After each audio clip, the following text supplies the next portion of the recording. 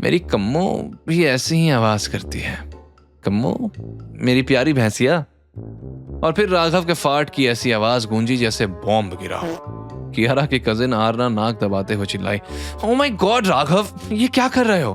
फिर शुरू हुआ सिलसिला और एक एक कर सभी लोग आदमी छोड़ने लगे। वेद हंसते हुए बोला, लगता है गैस की पाइपलाइन लीक हो गई। इतनी स्ट्रिक्ट फैमिली ट्रेडिशन, इतनी तेज हवा कभी नहीं देखी सुनी। अब तो कियारा की भी हंसी छूट गई। सर्वेंट्स के लिए भी हंसी रोकना मुश्किल हो गया।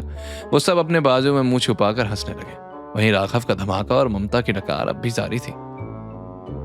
ममता तुरंत मुंह दबाकर वहां से निकल पड़ी और राघव भी धमाके करता हुआ वहां से भाग गया। सब हैरानी से वेद की तरफ देखने लगे और उन्हें समझ आ गया कि जो कुछ हुआ वेद की वजह से हुआ है। तो उन्होंने वहां से निकलने में ही भलाई समझी।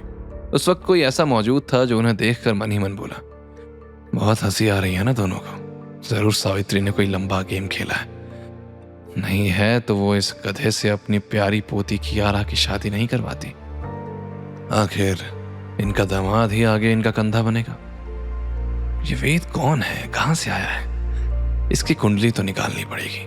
वहीं सब फैमिली मेंबर्स के जाने के बाद कियारा खिलखिलाकर हंस पड़ी और वेद बस उसे देखता रह गया।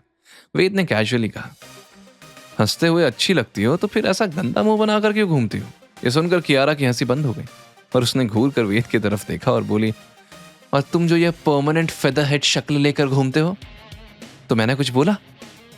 वेद कंफ्यूज होकर बोला, अब ये फेदर हेड क्या होता है, पंखों वाली शक्ल?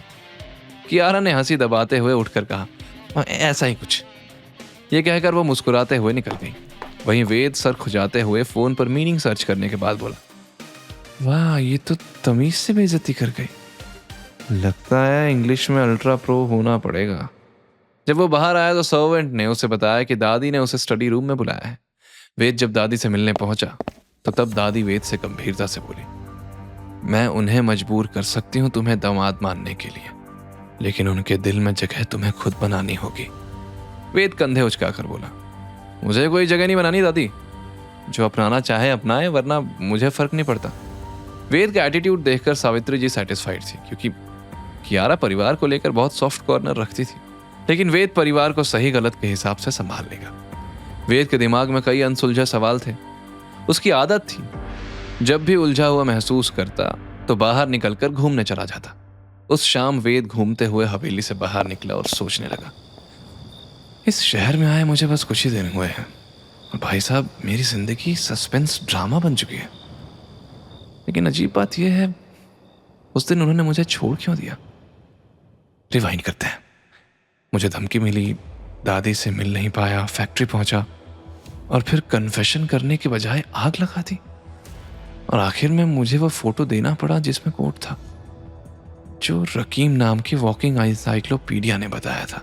मतलब पूरा ट्रैप ही फोटो के लिए बनाया गया था। दादी सच कह रही थी, वो लोग ज़ॉम्बी से भी ज्यादा खतरनाक है। अब प्रॉब्लम यह है कि उस फोटो को वापस कैसे लूं? इस बार वेद तुझे सिर्फ अगला कदम नहीं, अगली 5 चालें पहले से सोचनी होगी। कुछ बड़ा ब्लफ सोचना होगा। तभी एक एसयूवी स्क्रीच मारते हुए सामने आ रुकी। वेद का ध्यान टूटा तो वो एनॉयड होकर बोला, अब क्या है यार, कोई ना कोई क्यों चला आता है टाइम खराब कर रहे। वेद ने गाड़ी के अंदर बैठे लोगों को देखा और फिर कंधे उचकाते हुए कार के अंदर बैठ गया। उसके ऐसे रिएक्शन से सब हक्के बक्के रह गए थे। उन्हें तो लगा था कि वेद कुछ रिएक्शन देगा, झगड़ा करेगा, रजिस्ट करेगा या भागेगा, लेकिन वो तो आराम से कार में बैठ गया। वेद ने उनके रिएक्शन देखकर कैजुअली पूछा, क्या हुआ? लोग मुझे शहर घुमाने ले जा रहे थे ना?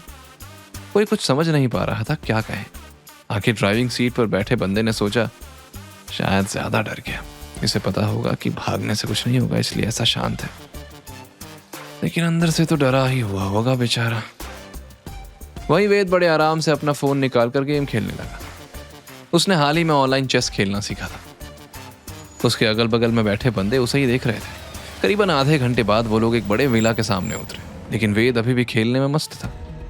एक बंदे ने उसे देखकर गुस्से में कहा, अबे उतर, बॉस इंतजार कर रहे हैं। वेद ने जवाब में सीरियस होकर कहा, बस एक चाल बची है। वो बंदा भड़क उठा और वेद को पकड़ने के लिए हाथ बढ़ाया, लेकिन वेद ने उसकी तरफ देखे बिना ही उसका हाथ पकड़ लिया। उसकी पकड़ इतनी मजबूत थी कि बंदा दर्द से चीख भी नहीं पाया। वेद ने अपना आखिरी दाव चला और मुस्कुराते हुए कहा, ये शह और मात।